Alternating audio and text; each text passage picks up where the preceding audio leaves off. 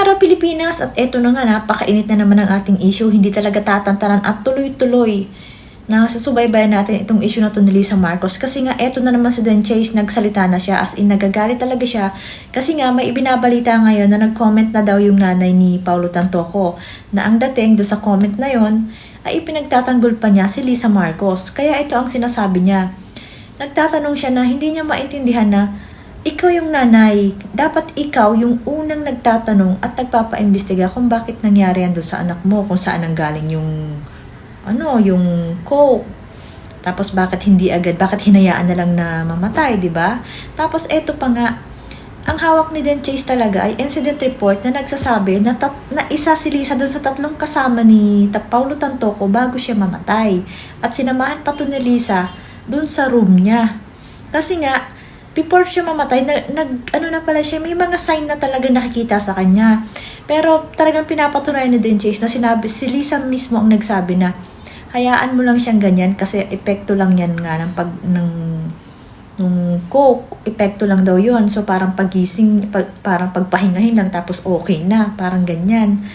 So bakit ang dating pa ngayon pinagtatanggol nung nanay? So ang dami talagang katanungan dito. Yun yung kinakagalit ngayon ni Dan Chase. Parang, yung anak nyo namatay na nga, tapos umattend siya sa public event. Kaya, may karapatan ang mga tao na magtanong kung ano nangyari dyan. Kasi nga, ang ginamit nila dyan sa event na yan ay pera ng taong bayan.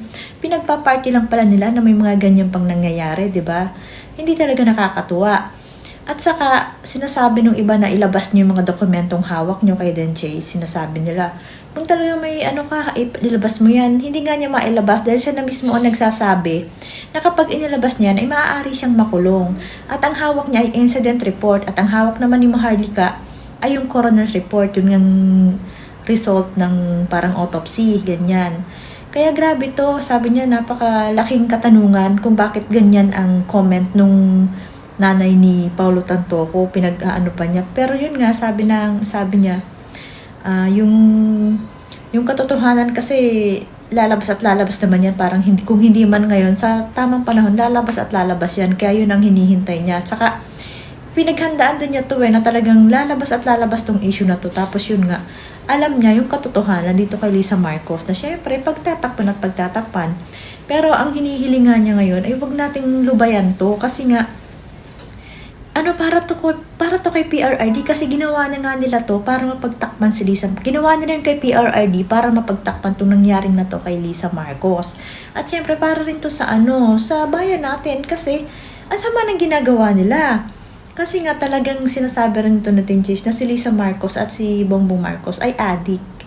Isa rin siya sa nagsasabi. May sinasabi pa nga niya na nag-positive na nga daw itong mga to. So, kung hahayaan at magtutuloy-tuloy, paano na? Kung sila pa rin, di ba? Saka hindi natin alam ang takbo ng utak nila kung ano pa ba yung mga plano nilang hindi maganda na gawin, di ba?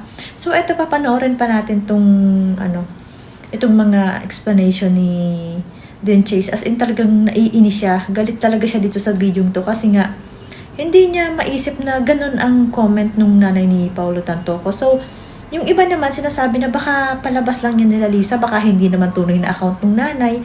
Pero ang matindi dito kasi binabalita na ng media pero sa bagay, hawak naman nila yung mga media So, aantabayan na natin, abangan pa natin yung mga susunod na kabanata dito. Lalabas at lalabas ang katotohanan dito Kung funded yung event at ang trip nila, government natin. Dapat i-public din nila ang nangyari. It should be open to the public. Yan nga ang sinasabi ni Dan Chase. Pero ng taong bayan, kaba ng bayan ang ginamit nila dun sa event na yun. Kaya may karapatan tayong magtanong at wag nilang itago, di ba? Ginagamit nyo lang pala sa party, tapos may ganyan pang incident, di ba? Nakakahiya naman sa inyo na hindi nyo pera yung ginagamit nyo. Samantalang ang dami-daming nagugutom na pinanggalingan yung pera na yan, di ba? So, ito pa. Yes, lahat sila tahimik lang, relatives, and even the mother. It's just tahimik lang. Why po? Is it not painful to a mother to know that his son died? Grabe, ayan nga, bakit ganun ang comment mo? Ba't parang yung taong kasama na dapat mong tinatanong doon sa nangyari sa anak mo, pinagtatanggol mo, paanong klaseng nanay ka naman, di ba? Hindi, yun nga, ang daming katanungan na kung siya ba talaga yung nag-comment, kasi comment lang naman daw yan O kung talagang yun yung stand niya, grabe, anong nangyayari sa'yo? Anong klaseng nanay ka naman? O baka naman, alam mo yung lahat ng nangyari, di ba? So, ito pa. True po, dapat nga galit ang namatayan kaso pinagtakpan nila ang mga bangag. So, Mother Tantoko, adik ka din ba? And I'm sure si Aimee ang may kagagawan yan. Ipinagtatanggol niya talaga ang kapatid niyang adik pati si Lisa Tanas. Or baka nabayaran na sila ng malaki. Kaya tudutakit na sila kay Lisa. O yan nga ang sinasabi, di ba?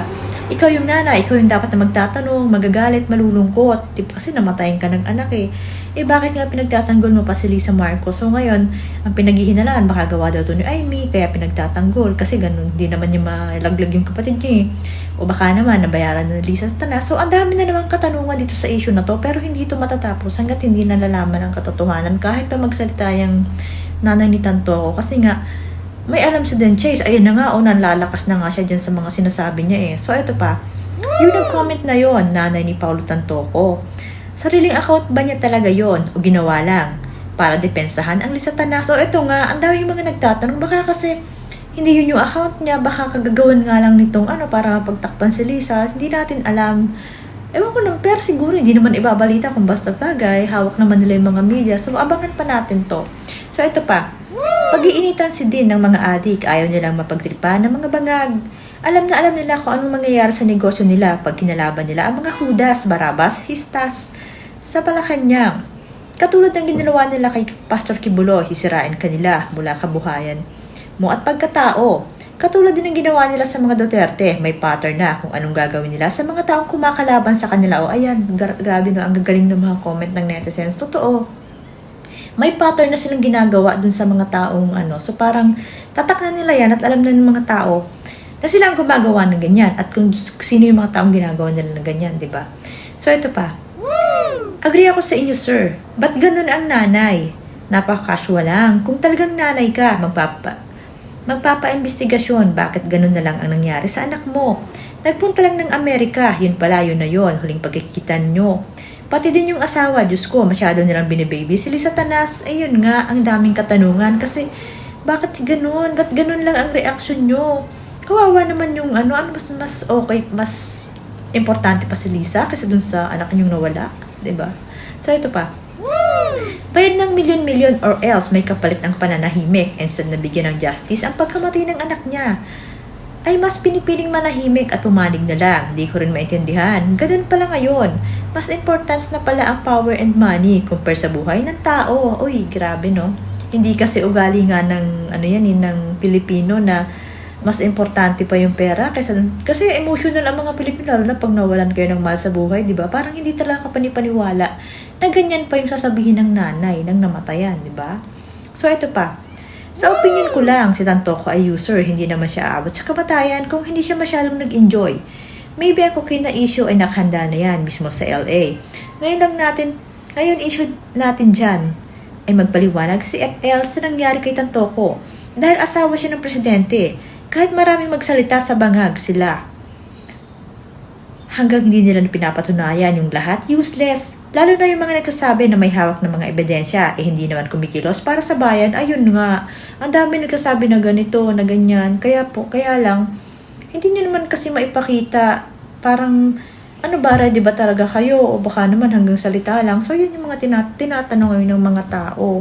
'Di ba? So, eto pa. Mukhang hindi talaga si Mother yung nag-comment. It's very obvious. Mukhang PR or propaganda to ni Lisa Tanas ng Malacanang. Sobrang jologs yung response, especially considering na billionaire asocialite siya. Grabe ang grammatical and spelling errors. Sumakit ulo ko nung binasa ko.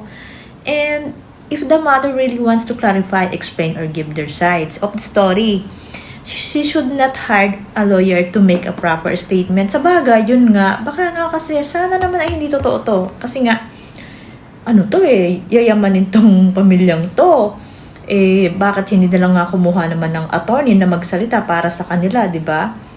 Baka hindi nga kasi nga may mga, hindi ko nakita kasi yung comment, parang pinick up na lang, ganun. Nung nagbalita, tapos kumalat na, ang dami na rin nag-post na nagsalita na raw, parang kiniklear nga daw si Lisa Marcos. So, ayan, pinakalat na lang nila. Pero hindi naman natin, wala man lang nag-verify kung talagang yun na ba yung account talaga nung nanay ni Paulo Tantoko, di ba? So, abangan pa natin kasi lalabas naman ang katotohanan Saka, yun nga, ang dami talaga nag-aabang dito at hindi ito tatantanan kasi si Lisa Marcos ang involved dito at para to sa Pilipinas, akalain mo meron tayong first lady na addict, saka presidenteng addict, saan tayo papulutin yan, di ba?